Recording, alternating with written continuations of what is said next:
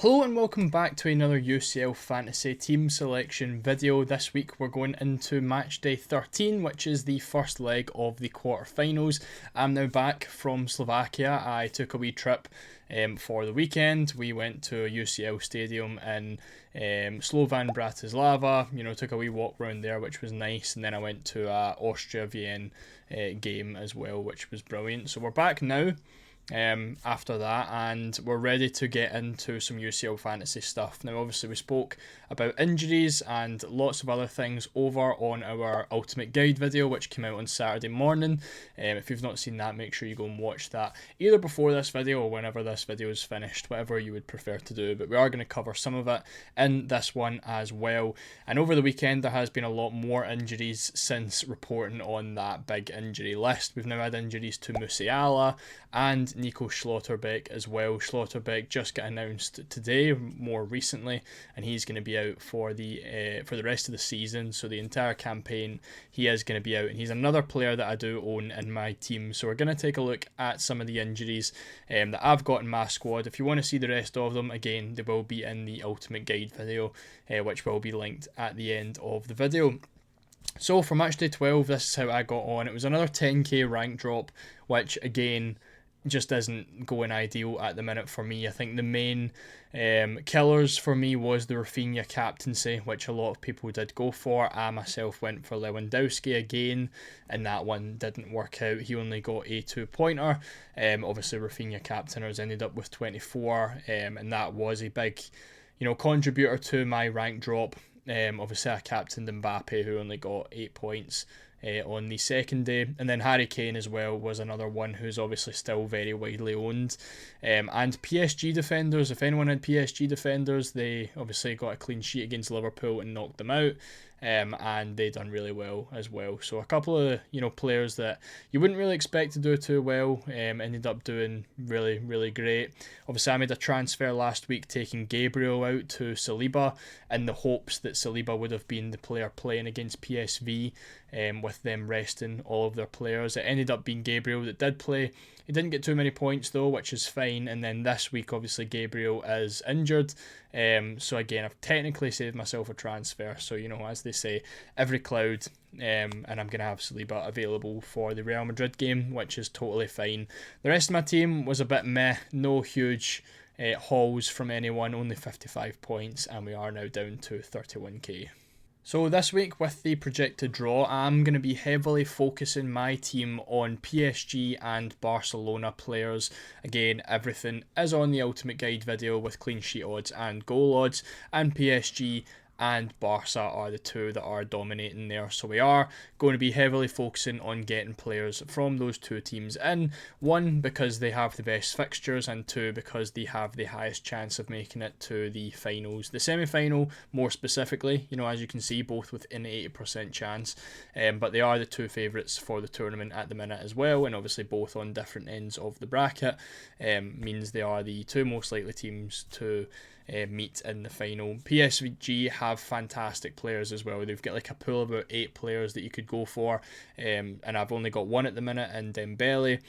So I'm going to be using the majority of my transfers this week to try and get in a lot of those PSG players. Barcelona, I'm already fairly stacked up on. I have Lewandowski, Szczesny and Rafinha. I do also have Dani Olmo, but he is someone who did end up suffering an injury, so he's someone that is going to have to come out. For Bayern and Inter, I think it's going to be a very close game, so I think I'm going to try and avoid that as much as possible and wait maybe until the second leg when it's a bit clearer on who might go through. I don't really think there's going to be any clean sheets specifically in this first leg. I think Inter have a decent chance of a clean sheet in the second leg, but again, that all depends on what happens in the first leg. And then similar with Arsenal and Real Madrid, I think Real Madrid are going to be the favourites in that match, but I think with Arsenal being at home, I wouldn't really want to, load up on Real Madrid players at the minute. So PSG and Barca both having home fixtures with the easier fixtures in the game. I definitely want to be looking at those guys to load up on. So with my team, I thought I had got pretty fortunate, only having Mohamed Salah as my only eliminated player, which I thought was going to be ideal. I'd be able to make a lot of luxury transfers, having 5 moves this week. But since the last match day, we have had so many injuries, and 3 of my players are now out injured, in Danny Olmo, Denzel Dumfries, and Nico Schlotterbeck. So that's 4 transfers off the bat, and obviously De Vrij as well, De Vrij, I actually have no idea how it's pronounced. He's not in the predicted lineup for Inter Milan this week. So we are really looking at 5 forced transfers for my team, and as I said, I do want to be focusing a lot on PSG players, considering the fact that I only have Dembele in my squad. So 3 defenders, 2 midfielders, that is where we're at the minute, and I'm going to be bringing in 3 PSG defenders. We've got Hakimi and Nuno Mendes, 2 players who are in the top 10 for ball recoveries with the remaining players so far, and they are of course very attacking as well. We've also got Pacho, who is only second to Marquinhos for ball recoveries as well. So yes, PSG do have the highest clean sheet odds for this week, but they are also 3 players who are really good for ball recoveries and extra points when it comes to attack and returns with those 2 fullbacks. So 3 players that I think are absolutely fantastic and definitely worthwhile for this week. I've got Vitinha in there as well. Now he is going to be my only other PSG attacker alongside Dembele. Originally, before the Schlotterbeck news came out, I was actually going to be quite tempted to move on Guirassy to Desiree Doué, who is listed as a forward in this game, which makes him a huge differential because barely anyone is going to have him. He's only 4.9 million as well, so he's one of the cheapest players in the game up front. But I was going to, look at him for the first leg and then maybe move to Vinicius Jr. or something in the second leg. But again, the Schlotterbeck injury forced me to do something else with that, which means Vitinha is going to be my choice of the PSG midfielders outside of Dembele, of course. Now, the reasoning for that is on the penalties. He is a very good player for man of the match, and he's decent for ball recoveries as well. We have seen it in recent games. Obviously I think it was the 7-0, 7-1 match with PSG against Brest. Vitinha ended up picking up the Player of the Match award in that, just because it seems as though the panel that chooses the Player of the Match awards really likes to pick central midfielders. We've seen it with Pedri so many times this season. Vitinha has picked up, I want to say 1 or 2 as well in the recent matches, and of course the fact that he does take the penalties is a really good one.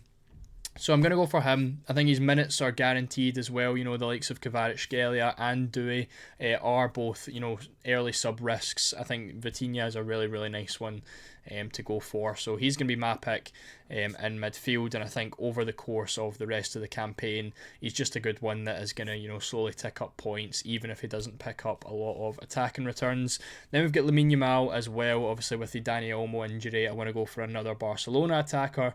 They are top for over 2.5 goal odds as well this week. Again, them and PSG really dominating those scoreboards. So with only Lewandowski and Rafinha, I'm going to go for Yamal, the guy who done really well in matchday 12, the only Barcelona attacker that I didn't own as well. So he's going to come in, he's going to be the Dani Olmo / Salah replacement, and then we're going to be looking really nice for this week. So this is how the team would look heading into matchday 13. Again, like I said, heavily focusing on Barcelona and PSG. That now gives me 5 PSG players and 4 Barcelona players. Again, nice on the attack and stuff like that. Ideally, I would have got rid of another Dortmund player in Guirassy or Adeyemi, but I don't want to be... Well, obviously these players I know I'm gonna, are gonna start, and getting rid of the injuries and stuff is obviously the priority. I don't want to be taking a -4, just to get rid of those guys. So a really nice team again on paper with PSG playing against Villa at home, having the 5 is really nice. Barcelona playing against Dortmund at home, having the 4 of them is obviously really good as well. Pavard I think could be a bit of a problem if he gets booked. He is suspended for the second leg, and I don't think they keep a clean sheet against Bayern away from home either. However, Inter are still very solid when it comes to defence, so hopefully they can keep a clean sheet there.